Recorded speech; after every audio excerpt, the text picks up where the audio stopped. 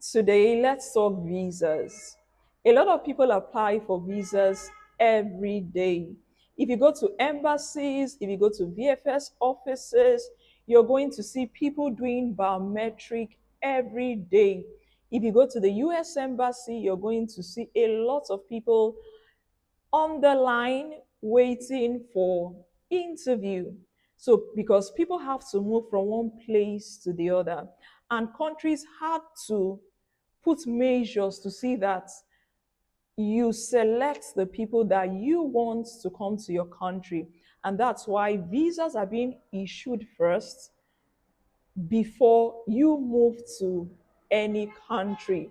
So now, a lot of people that apply for these visas get rejected simply because they do not know what is required, what's needed by each country for them to approve your visa. Now, there are different types of visa. There's tourist visa, there's work visa, there's study visa, um, a lot of visas that different countries issues and for different reasons. Now, I tell people there are a lot of reasons why people's visas get rejected. First, let's start with purpose of visits.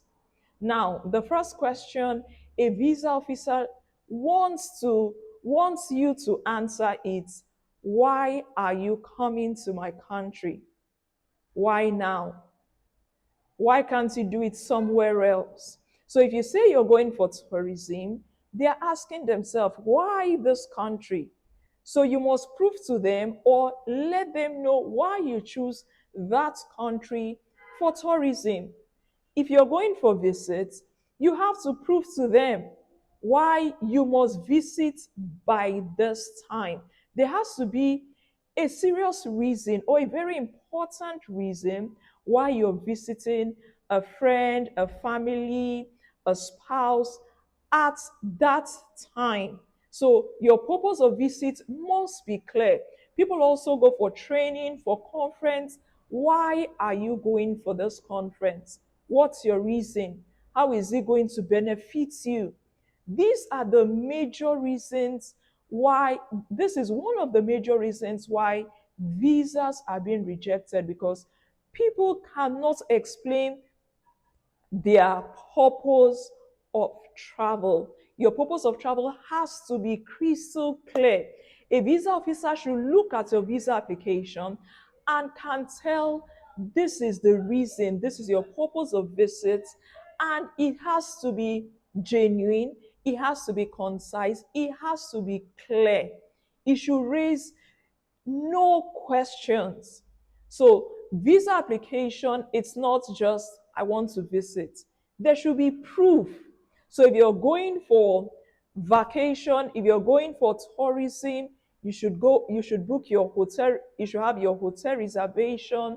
You should also list out the places you want to see in that country.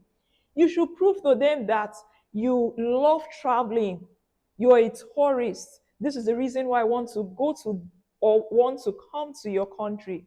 The reason should be good enough for them to look at it and understand your reason for applying for a tourist visa. Now we move to the next thing, which is a visit visa. I tell people, because I get a lot of people say, "Oh, I want to get invitation letter from a friend, from a cousin, from a distant relative." Invitation letter is not a visa application and does not guarantee visa approval. An invitation letter is only a supporting document.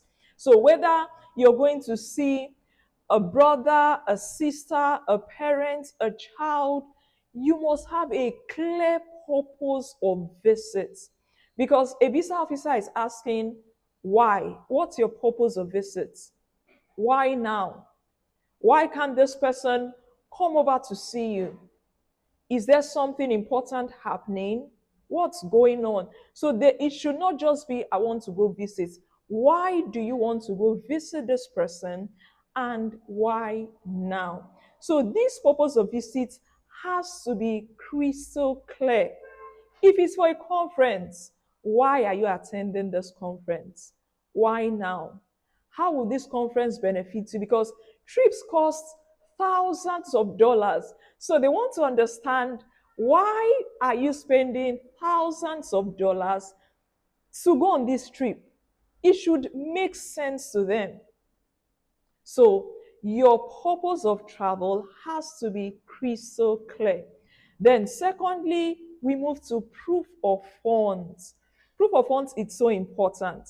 Like yesterday, I was talking to someone. He said he wants to apply for a Canada tourist visa, and I asked him, "How much do you have in your account?" He said he has about 8 million naira. And I told him, "Do you know how much a vacation trip to Canada costs? That trip is going to cost you at least $10,000. You should be looking at 10 million to 15 million naira." So imagine I did not give him this counsel. He would have applied with an 8 million balance and he would definitely be rejected. Proof of funds has to do with the money you want to travel with. And it's not just about having 100 million, 50 million in your account. They also want to know the source of these funds. So they are asking, do you work? How much do you earn? How did you raise this amount of money? Or how do you have this amount of money in your account?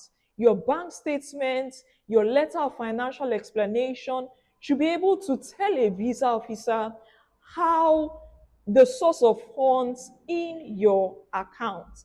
Also, if you're a business person, you will have to prove that you have a business by presenting CAC documents, your tax clearance, and every business documents available to you. And also, the money, the inflow and outflow of money in your account should be regular, should be steady, should be should be self-explanatory. Okay, I do this business, I make money selling this, I make money rendering this service. Sometimes we have businesses where we don't make money every day. So I do contracts, or I do business where I render services and businesses don't come in every day. Every money in your account should be explained. And that's why we attach letter of financial explanation to visa application, so that you can explain not just the money from your business or from your salary, but every other money that comes into your account. Also, there are people that work and also have their business as a side hustle. So your letter of explanation should be able to tell us that. So you're going to present your introduction letter from your company, your leave approval letter, your employment letter, your salary slip, your bank statement showing at least 6 months of salary from your company. And if you run business, there should be constant inflow of money from your business to prove that you have an active business. Because also a business or a job, it's also a home tie. It's one thing that is able to bring you back after a trip. So this is one part of proof of funds. The second part of proof of funds is, does your income support this lifestyle, support this trip? Like I said earlier, trips are quite expensive. So if I want to go on a trip where I'll be spending 15 million naira, I should know how much I have in my account. I should know how much investments I already have. And I should know how much I have as savings. Because you don't just wake up and spend all that money on a trip. So it must make sense. You can't have 20 million naira in your account and you intend to spend 15 million naira on a trip. It doesn't make sense to a visa officer. So that's why proof of funds is so important. As much as we talk about the source of the fund, we also talk about the amount of money in your account, because the amount of money in your account should tell us if you can afford this trip. And one thing that's going to help you when it comes to visa application, it's not added on the list because I talked of three things. It's travel history. Because I tell people, telling a visa officer that I want to go for tourism, you've not traveled before, but you want to start with Canada, the visa officer is thinking, you have, for example, you are an African. The visa officer is thinking, why are you not doing Zanzibar? Why are you not doing Kenya? Why are you not doing Qatar? Why are you not doing Maldives? Why are you not doing Bali? Why Canada? So you get it. So that's most of the things, because over the years I've done visa application over and over again, that we come to see what works and what doesn't work. So when we want to apply for a tourist visa, we know what to put in there, what not to put in there. I Especially tourist visa. I cannot apply for a tourist visa for you to Canada, to US, to a Schengen country if you do not have travel history. But I'll tell you, I've done that once. And let me tell you why I did that. And the visa was approved. I knew it to be approved. So I did that with UK. And this person was a commissioner in Nigeria. So you see why it made sense. So the person had very strong ties. Visa officers know that Nigerian politicians, someone like a commissioner, have no business going to stay in that country. So when they saw the introduction letter, the leave approval, their letters, all his supporting documents, it made sense to them. And as soon as he got the UK visa, he traveled with his family and returned. As soon as he returned, we applied for a US visa, and they were given 5 years US visa.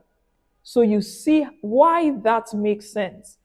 If it's not on that level, and don't forget, it wasn't just about the play, he's about the fact that he's a commissioner, his account made a lot of sense.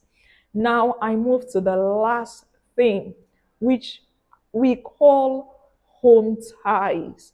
Home ties, it's what brings this person back to his or her country after this trip.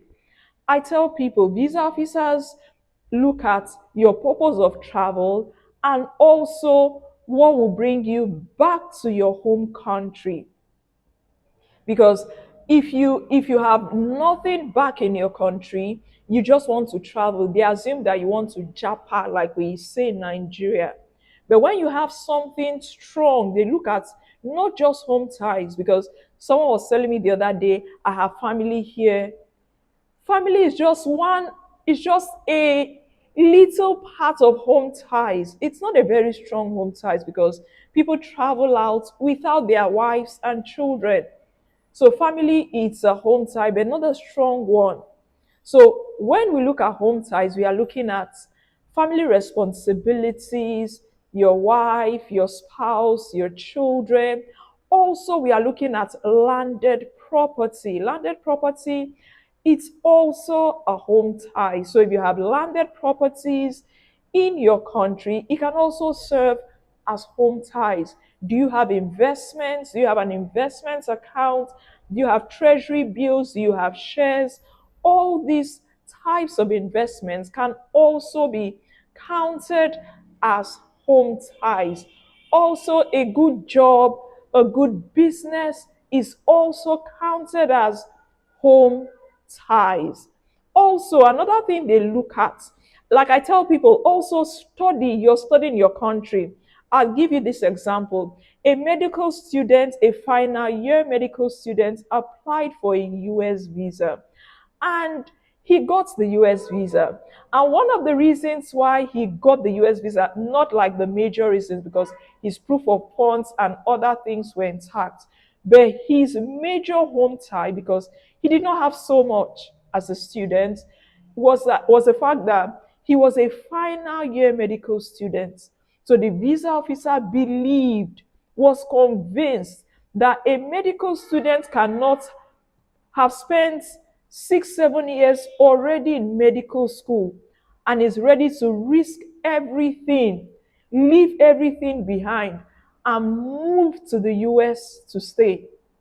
So at that point, his study was a strong home tie. And indeed, he traveled and returned because he needed, after spending all that years in medical school, he needed to return to complete his studies.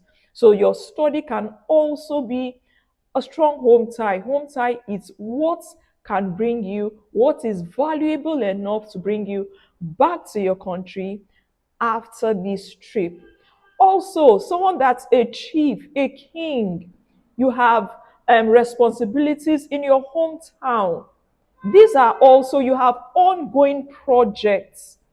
You are a founder, you're starting up a business, a building project.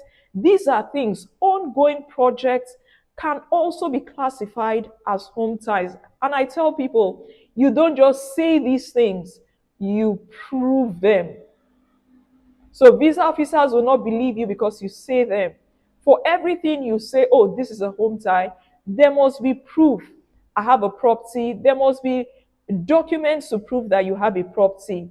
I have investments, treasury bills, shares. There must be documents to prove that you have these things.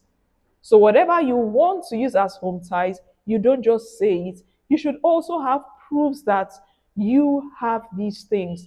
When these three things are in place, when these three things are in order, the chances of your visa approval becomes very high. Why I'm not saying you have the visa, it's because it's only a consulate that decides if your visa will be approved or not. When you can prove that you're traveling for the right reasons, your visa application makes sense, you're genuine, you travel and return, the chances that when your purpose of travel, proof of funds, and home ties are in place, the chances that you get that visa is very high. So before you apply for that visa, make sure these three things are in place to increase your chances of getting a visa approval.